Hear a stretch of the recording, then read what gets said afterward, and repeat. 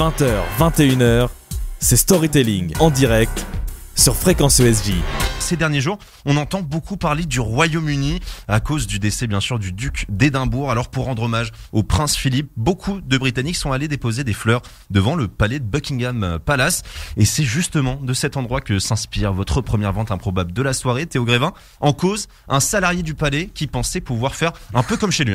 Et vous avez déjà comme ça, dans un bel endroit comme Buckingham, eu envie de repartir avec un souvenir, histoire de prouver à vos potes que vous avez bien fait les 2 heures de queue avant de visiter le lieu. Mais vous passez par la boutique souvenir. Oui. Pas original. Ou alors je prends les échantillons de shampoing dans la chambre d'hôtel, ouais, quoi. Mais pareil, pas plus, quoi. Mais comme la boutique souvenir, c'est pas original, la tasse de la reine à 20 balles. Alors un salarié de Buckingham s'est dit qu'il valait mieux garder un autre souvenir. Il a été embauché en novembre 2019 au palais et il a assez vite été surveillé de près quand même. Vous le savez peut-être pas, mais à Buckingham, même les salariés du palais sont surveillés. On n'est pas à la mairie du village, et les mecs viennent pas de chez Ikea. Et ce salarié, il l'a vu assez vite, il avait l'œil. Et quand il est arrivé, il a vite montré qu'il aimait beaucoup, beaucoup les lieux. Surtout quand il a vu le dressing avec les robes multicolores de la reine. C'est de toute beauté. En plus, elle a toujours des tenues magnifiques en plus. C'est magnifique, à chaque fois des couleurs différentes. Oui. Très vite, des doutes sont apparus après quelques disparitions d'objets. Et les appartements de la reine, ça se visite pas aussi facilement que ceux de Louis XIV à Versailles, où c'est plus calme depuis quelques années. Oui, depuis un petit moment.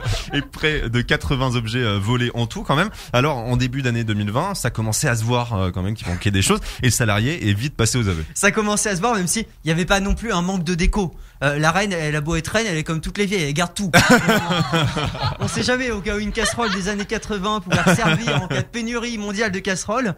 Mais il y a un truc qui est chez toutes les mamies, la reine y compris, c'est les photos de famille. Ah oui. Ça, faut pas y toucher. Bah non, clairement pas. De famille. Il se trouve que l'employé de Buckingham a volé des photos de famille. Mais lesquelles? Parce que c'est un peu bizarre déjà de voler des photos de famille. Alors c'est bien ça le problème. Il a volé les photos de Kate et William. D'accord. Pas celle du couple haï par les Britanniques, Meghan et Harry. Oh, cela ça aurait été. Il aurait volé celle-ci, il aurait toujours eu son poste. Il aurait même eu une promotion.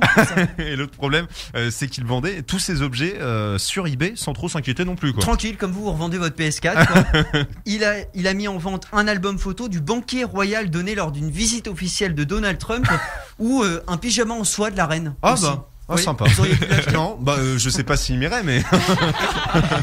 Et il avait un seul motif très décevant. Il avait besoin d'argent pour augmenter son niveau de vie. Ouais, d'accord. Donc même pas un petit fétichisme de la royauté. En tout cas, l'homme de 37 ans a logiquement été licencié en août 2020. Et il y a quelques semaines, le verdict est tombé. 8 mois de prison pour vol. Les objets ont bien sûr été récupérés. La reine se méfiera désormais sûrement un peu plus, même de ses plus proches collaborateurs. Merci Théo Grévin. 20h, 21h, c'est Storytelling en direct sur Fréquence ESJ.